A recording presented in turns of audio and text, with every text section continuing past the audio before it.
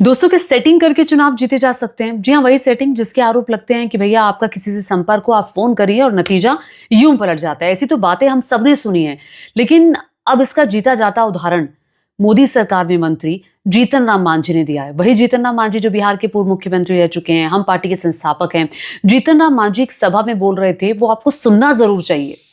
वो इसलिए सुनना चाहिए ताकि आपको पता चल सके कि चुनाव आयोग कितना निष्पक्ष है। जैसा कि राहुल गांधी भी लगातार आरोप लगाते रहे, अभी तक हमने आरोपों में और चुनाव आयोग की जो वोटिंग लिस्ट है उसमें गड़बड़ियां खूब सारी देखी जो विपक्ष ने दिखाई। लेकिन सेटिंग से चुनाव कैसे जीते जाते हैं और बदले जाते हैं नतीजे, इसका जीता जाता उदाहरण जीतन राम मांझी ने जो दिया है, अब इस पर जवाब देते नहीं बन रहा। पहले सुन लीजिए, फिर पूरी कहानी बताऊंगी।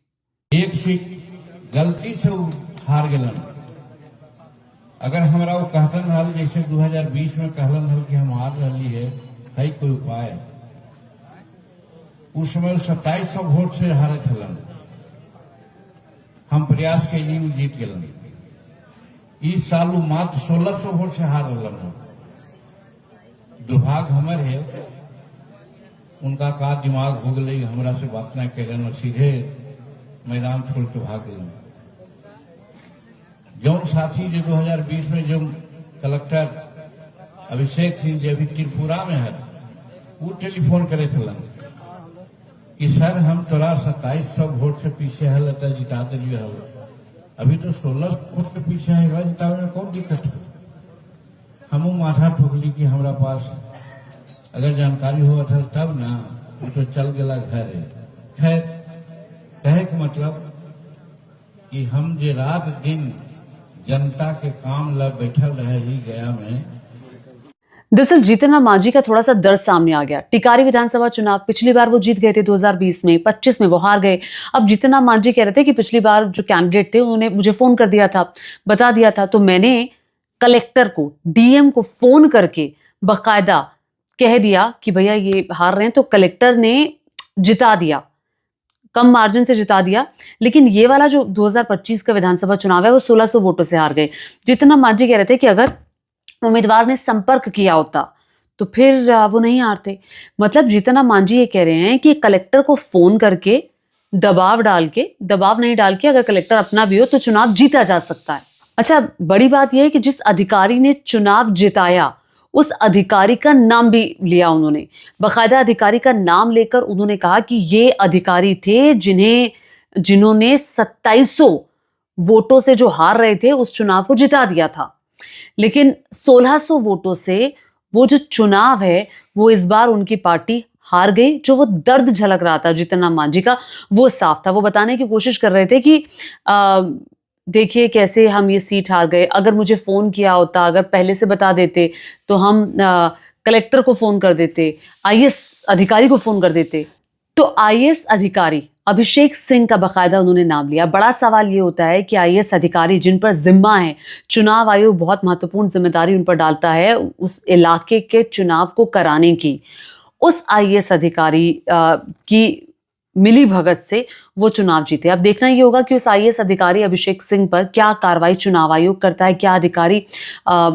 क्या उस अधिकारी पर कोई कार्रवाई भी होगी और वो अधिकारी अब क्या करेंगे। तो कलेक्टर पर चुनाव निष्पक्ष कराने की जिम्मेदारी है, लेकिन कलेक्टर ही यहां पर मिला हुआ है। क्या किससे मिला हुआ है? चुनाव आयोग से मिला हुआ है या कलेक्टर का कुछ अपना कोई इंटरेस्ट है? अब बड़ा सवाल यह है कि क्या सेटिंग करके लोकतंत्र की हत्या की जा रही है?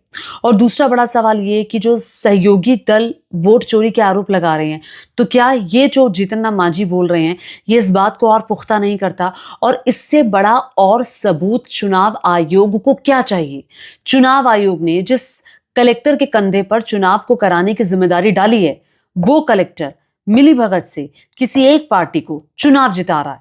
अब सोचिए इस सेटिंग से बड़ा और क्या मिल सकता है। अभी तक तो ये कहा जाता था कि भैया काफी कुछ होता है, कलेक्टर के हाथ में होता है, अधिकारियों के हाथ में होता है, ब्यूरोक्रेट्स के हाथ में होता है। आप याद करिए कैसे जब चुनाव होते हैं तो अचानक से आईएएस आईपीएस की अदला बदली होती है। तो क्या ये अदला बदली उसी सेटिंग के लिए तो नहीं होती जिस सेटिंग का जिक्र जीतन राम मांझी कर रहे हैं? और ये अदला बदली अचानक से क्यों होती है? क्यों अचानक से लगता है कि इलाके के आईएएस को बदल देना चाहिए, कलेक्टर को बदल देना चाहिए?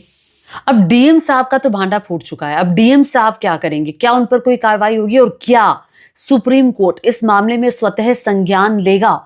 और क्या आपको लगता है कि चुनाव आयोग कोई कदम उठा सकता है? क्योंकि आरोप तो देखिए बहुत बड़ा है। जीतन राम मांझी से अब जवाब देते नहीं बनेगा। अब तरह तरह की बातें की जाएंगी। मुझे लगता है हो सकता है कि भैया AI के जमाने में ये कह दिया जाए कि ये वीडियो ही गलत है। मतलब कुछ भी हो सकता है ना। अब ये जो वीडियो है हर जगह शेयर किया जा रहा है और वो जो सीट है टिकारी की, इस बार हम पार्टी हार गई, जिसके बाद जीतन राम मांझी कह रहे थे कि अगर मुझे फोन कर दिया होता तो फिर ये नौबत ना आती हारने की।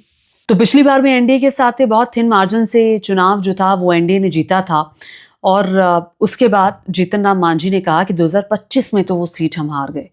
मतलब मैं बार बार ये सोच रही थी, एक इतना बड़ा केंद्रीय मंत्री बार बार विपक्ष वोट चोरी के आरोप लगा रहा है और सबूत पे सबूत आपको दिए जा रहे हैं। अब ये जो खुद सबूत आपके केंद्रीय मंत्री ने दिया है, इससे बड़ा कोई सबूत नहीं हो सकता। अगर अब भी चुनाव आयोग चुप रहा, अगर अब भी केंद्र सरकार ने कहा वोट चोरी नहीं हो रही, तो फिर कुछ नहीं हो सकता। तो फिर एक्चुअली कुछ नहीं हो सकता। यहाँ पर लोकतंत्र की सीधे लोकतंत्र को कमजोर करने का काम किया जा रहा है, इसमें कोई दो राय नहीं है। आप समझ रहे हैं, जीतन राम मांझी कह रहे हैं कि हमारे हारते हुए प्रत्याशी को मैंने डीएम को फोन करके जितवा दिया। तो मतलब कि क्या चुनाव ऐसे जीते जा रहे हैं एनडीए सरकार में कि हारते हुए प्रत्याशी कोई अगर हार रहा है, कुछ वोटों से पीछे चल रहा है, तो आप डीएम को फोन कर दो, आईएएस को फोन कर दो कि भैया इसको जितवाना है। तो क्या ऐसे चुनाव जीते जा रहे हैं लोकतंत्र में? ये लोकतंत्र को कमजोर कर रहा है या मजबूत कर रहा है? फिर तो वोट जो डल रहे हैं उसकी कोई वैल्यू नहीं रह जाएगी, उसकी कोई कीमत नहीं रह जाएगी। ऐसे लोकतंत्र पर से भरोसा उठ जाएगा और ये जाहिर तौर पर हमारी डेमोक्रेसी को कमजोर करने का काम कर रहा है।